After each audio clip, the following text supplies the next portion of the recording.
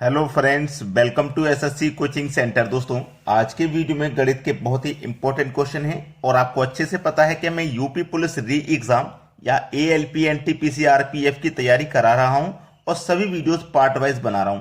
तो आप हमारे वीडियोस को रेगुलर वॉच करने के लिए, अगर टाइमिंग आपको नहीं पता है तो आपको अच्छे से मैं बता देता हूं कि सुबह के 10 बजे हमारा वीडियो आता है और दोपहर के 2 बजे वीडियो आता है। यानी कि एक दिन में 2 वीडियो तो कंपलसरी रेगुलर आ ही रहे हैं।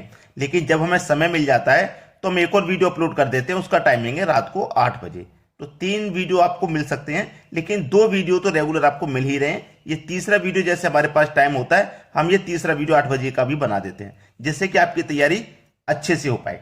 तो पहला प्रश्न है, एक वस्तु को 4% तथा 8% के लाभ में बेचने पर मिले विक्रय मूल्यों में 3 रुपए का अंतर है। देखो, वस्तु को हम 4% लाभ पे बेचेंगे, मतलब 100 की चीज को 4% लाभ का मतलब है 104 में बेचेंगे। 104% में बेचेंगे तभी तो 4% का फायदा होगा। और 8% का क्या मतलब है भाई, कोई वस्तु है हमारी 100 की, उससे हम 108 में बेचेंगे तभी तो 8% का फायदा होगा कि नहीं होगा? होगा। प्रतिशत से प्रतिशत कट जाएगा। ठीक है, अब इसे कटा लेते हैं। देखिए, ये मैं कटाऊंगा 4 से और ये भी कटाऊंगा 4 से। 4 से कट जाएगा, 4 दूने का 8, 2 बचेगा 24, 4 छिंग 24। 4 से कटाऊंगा, 4 दूने का 8, 2 बचेगा 28, 4 सत्ते 28। तो ये कट गया 26 बार में और ये कट गया 27 बार में। आपसे क्या कहा गया है? विक्रय मूल्यों में 3 रुपए का अंतर है। अगर यहां पे ये दोनों विक्रय मूल्य ही तो हैं, ये 104 में बेच रहे हैं, ये 108 में बेच रहे हैं। भाई 104 में बेचेंगे तभी तो 4% का फायदा है और 108 में बेचेंगे तभी तो 8% का फायदा। ये दोनों विक्रय मूल्य हैं। अब इन दोनों विक्रय मूल्यों का जब अनुपात का अंतर करेंगे तो 1 रुपया आएगा। यानी कि अनुपात में यहां पे कितना अंतर है? 1 रुपए का। और रियल में कितना अंतर है? 3 रुपए का। यानी कि 1 अनुपात की वैल्यू 3 रुपए है। तो आपसे क्या पूछा है? दोनों विक्रय मूल्यों का अनुपात क्या होगा? ठीक है, दोनों विक्रय मूल्यों का अनुपात। तो दोनों विक्रय मूल्यों का अनुपात हम चेक करके बता देते हैं। यहां अनुपात में 1 का अंतर आ रहा है ना, और रुपए में 3 का अंतर है। यानी कि 1 अनुपात की वैल्यू 3 है तो 3 का मल्टीप्लाई आप 26 से कर दो तो 78 हो जाएगा, और 3 का मल्टीप्लाई 27 से कर दो तो 81 हो जाएगा। तो देखो, दोनों विक्रय मूल्यों में 3 रुपए का अंतर था। दोनों विक्रय मूल्यों में 3 रुपए का अंतर है। पहली वस्तु का विक्रय मूल्य 78 रुपए, दूसरी वस्तु का विक्रय मूल्य 81 रुपए। 78 और 81 का अंतर कितना आ जाएगा? 3 रुपए आ जाएगा कि नहीं आ जाएगा? आ जाएगा। तो हमसे अनुपात पूछा था ना, तो विक्रय मूल्यों का अनुपात 26 और 27 हो जाएगा। 26 और 27 होगा तभी तो इनकी वैल्यू 78 और 81 होगी और रुपए में 3 का अंतर होगा। तो 26 और 27 यानी कि डी ऑप्शन प्रश्न का बिल्कुल सही जवाब है। अब देखते हैं अगला सवाल। अगला प्रश्न है, ए बी से दोगुनी गति से काम करता है। यदि दोनों साथ मिलकर काम करके काम को 12 दिन में पूरा कर सकते हैं तो अकेला बी उसको कर सकता है।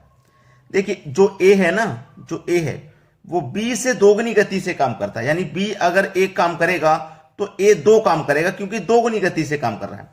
दोनों साथ मिलकर काम को 12 दिन में पूरा कर सकते हैं। जब दोनों साथ मिलेंगे तो कितना काम करेंगे? दोनों साथ मिल जाएंगे तो भाई 3 काम करेंगे, क्योंकि ए बी 1 कर रहा है, ए 2 कर रहा है, दोनों मिलकर के 3 काम करेंगे। जब दोनों मिलकर के काम को कितने दिन में खत्म करना है? 12 दिन में। भाई एक दिन में 3 करेंगे ना, तो 12 दिन में कितना काम करेंगे? 12 त्रिका 36। यानी कि 12 दिन में उन्होंने काम खत्म कर दिया। कितना काम खत्म कर दिया? 36। यानी कि जो टोटल काम था जो 36 था, जो टोटल काम था वो 36 था, जो दोनों ने मिलकर के 12 दिन में खत्म कर दिया है। टोटल काम हमें पता लग गया। तो वी उसको कर सकता है, यानी कि अकेला भी उसको कितने दिन में करेगा? काम देखो कितना है? 36 है। बी एक दिन में कितना करता है? 1 करता है। तो 36 को कितने दिन में करेगा? भाई 36 दिन में ही तो करेगा। सवाल खत्म। सी ऑप्शन हो जाएगा आपके प्रश्न का बिल्कुल सही आंसर। उम्मीद करता हूं कि सभी को यह क्वेश्चन आसानी से समझ में आ गया। अब देखेंगे अगला प्रश्न। अगला प्रश्न है, किसी व्यक्ति के पास कुछ मुर्गियां हैं और गाय हैं। इनके पैरों की संख्या 140 तथा सिरों की संख्या 48 है। मुर्गियों की संख्या होगी। पूछ रहा है मुर्गियों की संख्या। यह प्रश्न बहुत आता है एग्जाम में, जिसमें एक 2 पैर वाला जानवर होता है और एक 4 पैर वाला जानवर। ठीक है, इसके लिए एक फॉर्मूला होता है, 4 = L डिवाइडेड बाय 2 - H। अब इसमें 4 इक्वल टू हम निकालेंगे तो 4 इक्वल टू निकालने का मतलब है कि जो संख्या निकल के आएगी वो 4 पैर वाले जानवर की होगी। एल का मतलब है लेग्स यानी कि पैर, हेड का मतलब है सिर। अब यहां पे इसी फॉर्मूले में रख के हम करेंगे तो हमारे पास लेग्स कितने, यानी कि पैरों की संख्या कितनी है, 140 है। तो 140 लिख दूं डिवाइडेड बाई 2 माइनस सिरों की संख्या हेड 48 सिर है। ठीक है, चलिए 4 बराबर 2 से 140 जब कट गया तो कितनी बार में कट गया, 70 बार में, और माइनस कर दो उसमें से 48। तो 70 में से हमने माइनस कर दिया 48, तो कितना बचेगा, ये बचेगा 22। तो देखो 4 पैर वाले जानवर कितने हैं, 22। हमने को 4 बराबर निकालने ना, तो 4 पैर वाले जानवर की संख्या निकलेगी। देखिए हमारे पास टोटल सिरों की संख्या 48 है, 48 है ना, जिसमें से 4 पैर वाले जानवर कितने हैं, 22। तो मैं इसमें से 22 माइनस कर दूंगा तो 2 पैर वाले जानवर की संख्या निकलेगी, 8 में से 2 जाएगा 6, 4 में से 2 जाएगा 2, 2 पैर वाले जानवर 26 हैं, 4 पैर वाले जानवर 22 हैं। तो टोटल सिरों की संख्या में से आपको जैसे 2 पैर वाले जानवर का पूछा है ना, मुर्गी का, तो आपके पास पता है कि हमारे पास टोटल 48 हैं, जिसमें से 4 पैर वाले 22 हैं। तो टोटल में से हम 4 पैर वाले घटा देंगे, जो बचेगा वो 2 पैर वाले जानवर होगा। तो 26 है 2 पैर वाले जानवर, यानी कि मुर्गियों की संख्या 26 है। अगर 4 पैर वाले जानवर की पूछ लेता या कह देता गाय कितनी है, तो गाय 22 है, आंसर यहीं आ जाता। समझ में आ गया ना। चलिए अब देखते हैं अगला सवाल। अगला प्रश्न है, यदि a प्लस 2b बराबर 55 और a माइनस 2b बराबर माइनस 13 है तो b का मान ज्ञात कीजिए। देखिए a प्लस 2b बराबर 55, ठीक है, और a माइनस 2b बराबर माइनस का 13 है, तो b का मान पता करना है। देखो प्लस का 2b माइनस का 2b आपस में कट जाएगा, a और a ये हो जाएगा 2a बराबर 55 में से माइनस कर देंगे 13 को तो ये 42 हो जाएगा। अब देखो a बराबर 42, ये मल्टीप्लाई का 2 इधर आके पटे में आ जाता है, तो 2 से आप 42 को काटेंगे तो ये 21 बार में कट जाएगा, यानी कि a का मान निकल के आ जाएगा 21। ठीक है, 21 बार में कट गया, 2 से 42 21 बार में कट गया, तो a का मान हो गया 21।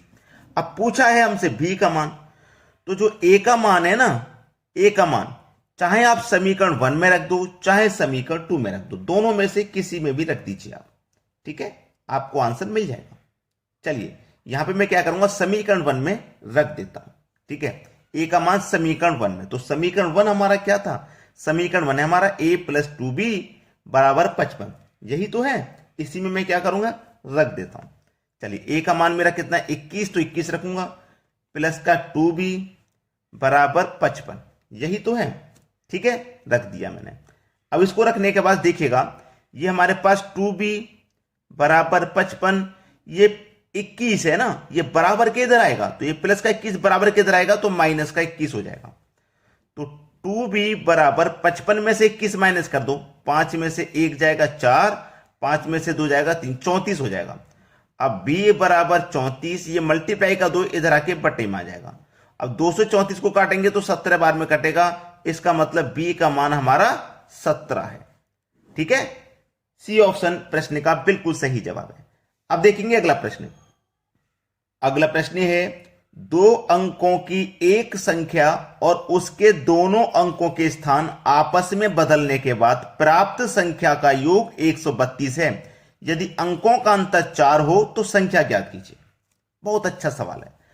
2 अंकों की एक संख्या और उनके दोनों अंकों के स्थान आपस में बदलने के बाद प्राप्त संख्या का योग 132 है। यदि अंकों का अंतर 4 हो तो संख्या ज्ञात करो। पहले अंकों का अंतर 4 दिया गया, तो ऑप्शन में देख लो कौन कौन सी संख्या जिनको अंकों का अंतर 4 है। 3 और 7 का अंतर 4 आएगा, 8 और 4 का भी 4 अंतर आ जाएगा, 7 और 3 का भी 4, 6 और 2 का 4, यानी कि सभी ऑप्शन ऐसे हैं जिनका अंतर 4 आ रहा है। अगर एक ऑप्शन आपको मिल जाता ना जिनका अंतर 4 है तो वही सही हो जाता। चलिए अब हम क्या करेंगे, ऑप्शन से करेंगे। आपके पास क्या है, 37 है, दोनों का अंतर 4 है।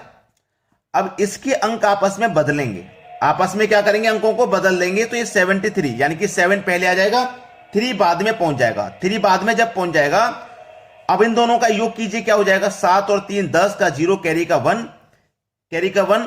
3 और 7 10 कैरी का 1 11, 110 योग आ रहा है, जबकि आना कितना चाहिए 132। तो ये ऑप्शन गलत हो गया, दूसरा ले लेते हैं।